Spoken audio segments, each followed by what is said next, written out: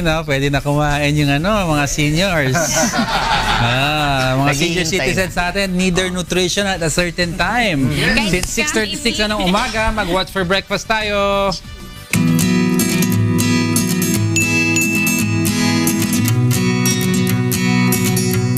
Good morning mga chef. Ang daming handa. Very colorful. Diba, very diverse ang theme natin. May Japanese, and then alam naman natin ang tokwa, pwedeng Japanese, pwedeng Chinese, and Filipino universal, diba chef? Yes. And we have pasta. Parang shrimp. Am I correct? Shrimp and squid balls po. And sticky squid ball. Sticky squid ball. Pero sino muna? Chef, go ahead. Ano na-ready mo sa amin, chef, for today? Crumbly tofu and with mushroom. Wow! Crumbly tofu with mushroom. Favorite namin, no? Ingredients. Ang ginamit natin ay Tofu, flour, salt, pepper, egg, butter.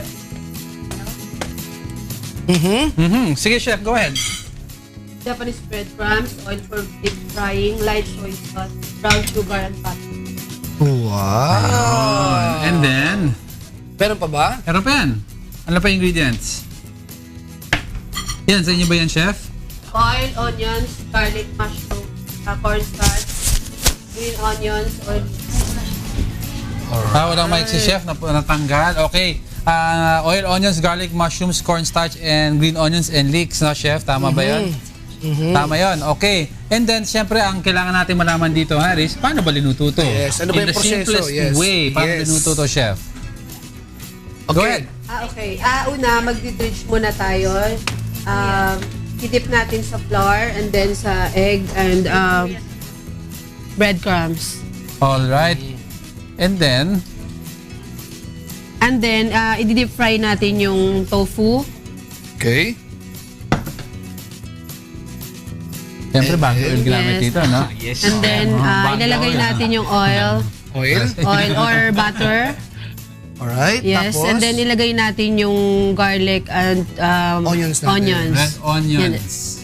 And then, mushrooms. ito ginamit natin button. Diego, no? Kasi si chef kayo, mga chef kayo.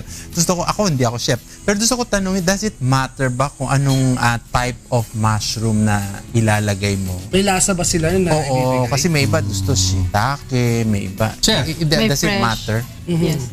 Ah, Pag fresh kasi, iba rin yung lasa niya sa mga nasa lata lang siya.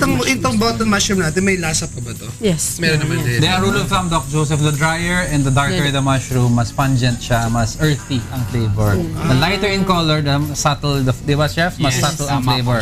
so, pag ilagay mo siya with the tofu, it If you gives want a your main, different, if hindi main ingredient ang mushroom mo, you don't want it to stand out. But kunyari, you're using a truffle mushroom, yan ang pinaka-ingredient mo. Yun, So, ginagawa natin, chef, ulit. Superstar, ikaw nga. O sige, anong ginagawa natin dito, chef? And then, ilagay natin yung sauce natin, yung sake, mirin, tsaka yung Uy, sugar. may sake and mirin. Wow! Ayan ang crumbly tofu with mushrooms ni Chef Donna. Ang hinalo mo lang, chef, no? Pagkatapos. Mix lang siya. Yun, ano pa ginawa natin, Chef? Kani batira. Ito yan. Yes, Ito yung colorful with the little Kanin. eggs ba yan? Yes. Caviar eggs ba yan? Yes. Tama ba yan? Caviar eggs. Na-intriga kasi si Doc Joseph kanina Kasi dyan. nga, sabi ko, Chef Diego, parang ang dami-dami, iba-ibang kulay na itlog. Oo. That it comes from different Hindi, fishes. alam mo, eggs come in different colors. Okay. There's variety. Synthetic na siguro yan, di ba? Yeah, I think so. Chef. I think so. Kasi malamang naman, wala kamang green eggs ang isda eh. Oo, di ba? Kasi may sakit na ang isda niya kung may green egg. Naging creative lang si chef. Okay, chef. Okay, next, Chef, Yeah po. go! Chef Yan. Diego po. Ang ating niluto is yung ating sticky squid ball and shrimp Milanese pasta. Milanese. Ano yung Milanese? Milanese pasta is parang version siya ng tomato sauce. Meron siyang mushroom, meron siyang basil, meron siyang thyme, yan. So, ang different ang Milanese from a marinara would be yung mushroom? Parang ganun siya. Pero yung po. base flavor nila Iisa lang. Okay, ano yung ingredients ito, chef? Ang ingredients po natin, syempre yung ginamit natin dun sa yung fresh squids, yung shrimp, tapos honey cured bacon, yung garlic natin, nilagyan din natin ng ginger, corn flour at saka salt. Corn flour and salt. Yes, opo, meron tayo yung aking spice mix. Yeah. Actually, AU spice mix yan. Oil for frying, onions, mushrooms, tomatoes, fresh tomatoes yan, at saka sinamahan din natin ng tomato sauce. Hindi, para sa mga viewers po natin, ang mga spice mix po, mga trade secret ng mga chef. Yeah, yan. po, tama You can po. make your own sa house. Ang basic mo is you have garlic powder, Yes, you have pwedeng curry powder, and you combine salt and pepper. Kanya-kanyang style Kanya-kanyang yan. style If you yan. don't wanna divulge a certain taste, di ba? Yes, you name it. May na lang. question na naman ako. No, go. Chef Diego. Kunyari seafood siya, di ba? Like this, seafood ang ano. May specific ka ba na pasta type or strand na ginagamit mo para lumabas talaga ang combination ng with the seafood na mas masarap? Actually, Doc, ang rule po sa pasta is yung kapag yung long pasta na na ganyan, na slender na ganyan, dapat saucy siya. Very para thick yung niya. Tapos kapag yung meron kasi tayong mga pasta na parang dim sum ang itsura. So yun, pwede yun yung mga meaty siya, yung marami siya. Kasi parang may cup yun na. Tsaka yung mga penne. Oo. Yung mga penne goes for lighter sauce na may meats because yung meats pumapasok sa loob ng tube.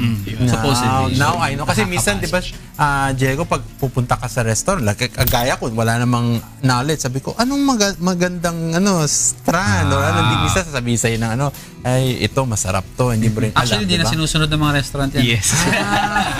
Basta po ang rule, Doc, yung sa sauce naman siya, kahit na anong type mo na sauce, basta yung tamang-tama lang dun sa halo nung sa pasta. Yun ang importante. Uy, pero ingredients nasabi naman natin. Nasabi na ingredients. Okay, process. Process na lang po. First po natin, ginawa natin yung ating sticky squid ball. So meron tayong fresh? squid. Ginawa Opo, kang fresh. Okay, So tinadtad natin yung squid. Tapos nilagyan natin ng bacon. Oo, tapos meron din yan na garlic, meron din yan na sinamahan natin ng mga spices yan, ng ginger. And tapos yung sugar, kinilagyan natin ng konting sugar para may pang-contrast lang. no? And tapos imi-mix lang natin yan, mix lang ng mix hanggang sa mag-form siya. And then lalagyan natin siya ng corn flour kasi medyo mas maganda yung magiging texture niya kapag corn flour ang ginamit. At saka meron siyang taste na specific lang sa niya, sa type ng flour. So mix lang natin ang mix, and then yan, ifa-fry na natin siya. We'll form balls using yung spoon natin. Yan, ifa-fry lang natin siya ng hanggang mag golden brown yung niya, yung outer skin niya, yung labas niya.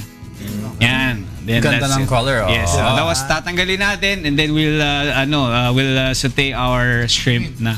Galing talaga Yan. magprito ng Baguio oil. Yes. Ang ginamit po natin dyan yung canola oil ng Baguio oil. Canola oil ng Baguio oil. Opo. Ayan, hanggang mag-change ng kulay. Ayan, ulit tayo dyan. And then, susunod na natin yung ating sauce. Siyempre, unahin natin yung tomatoes, fresh tomatoes.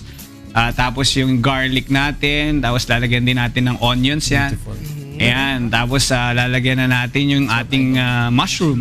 Ayan, button mushroom yung ginamit natin katulad ng ginamit ni Chef Donna. Then yung salt and pepper, basic sauce, basic seasoning, tapos yung ating tomato sauce. Wow. Ayan. So isi-simmer lang natin siya for 2 minutes. Tapos lalagay natin yung bay leaf. Tapos yung ibang spices like yung basil natin, fresh basil. Torn lang natin yan. Tapos ilalagay natin siya. Yan. Tapos simmer natin, idagdag ulit natin yung ating mga meats. Then papakuluan lang natin ng konti ulit. And then we'll take it out. Tapos ilalagay na natin yung pasta. Tapos itotos natin. Yan, tapos na. That's so simple. So Opo. simple. Actually, Doc, ang style sa restaurant, sabay yan ginagawa, yung sauce, tapos pinapakuluan mo yung pasta mo. Tapos pagka ano siya, ilalagay mo na yung pasta mo pagka done na, ilalagay mo sa sauce mismo. Itotos mo. Okay. Now I know. Wait, teka. Mag-promote tayo. Opo, my Facebook account is Marius De La Rosa. Of course, yung Baguio Oil natin and yung Travel Studios at saka After 12 Kitchen and Bar. Meron din po akong Instagram accounts, yung Nash De La Rosa, of course, Baguio Oil, tapos yung Travel Studios. Of course, contact number, Chef. 0918-877-0723 at saka 709-3393. Diretso mo na, Chef. Yung mga babatiin naman natin. Opo, babatiin ko po yung aking beautiful wife who is always good watching. Good morning po. Tapos yung my 4 kids, si Sasha, Nadia, Tanya, Andrea. And I'd like to give a shout out sa Chef's League, kay Chef Ferdy, kay Chef Arman, kay Chef Leila, kay Chef Jollo, kay Chef Leia, and Chef Owi. Good morning. Tsaka po, hello po sa parents ko at saka siblings ko sa Nueva Ecija. Good morning, Chef. Si Chef Donna naman. Chef, ano natin yung mga social media accounts and contact numbers natin? Facebook account, sexymom_leona@yahoo.com.ph. And then, binabati ko po yung mga kasamahan ko sa Philippine Chef Society at saka Malayang Kusina, The Pioneers. And then, binabati ko rin pala yung mga kaibigan ko sa Singapore. Mamaya, kita-kita tayo dyan. Chef Leila. Kita-kita tayo. Chef Leila Mga sa kababayan Singapore. ko sa Iloilo, sa Ano Laguna. na sila dun, Doc? 1 week And na yata sila dun. Sa Guimaras. Okay, contact number na lang, Chef. 0918. 0918-3200212. Alright. Binabati ko rin pala yung pinsan ko na nag-celebrate ng birthday niya, si Michelle, and then yung sister-in-law ko si Rose Perolina. And then binabati ko pala ngayon yung husband ko na nagsi-celebrate siya ng birthday niya nasa Singapore, Chief Engineer Joel Perolina. Bukas kita-kita tayo dyan sa Singapore. Kaya pala luluwas ka sa Singapore, Chef. Sige, maraming salamat sa ating mga chef sa mga masarap na luto for today. Thank you. Pwede na kumain!